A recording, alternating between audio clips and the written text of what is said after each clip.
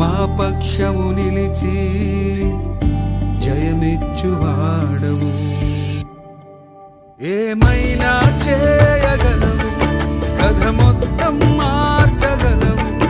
నీ నామముకే మహిమంతా తెచ్చుకొందువు.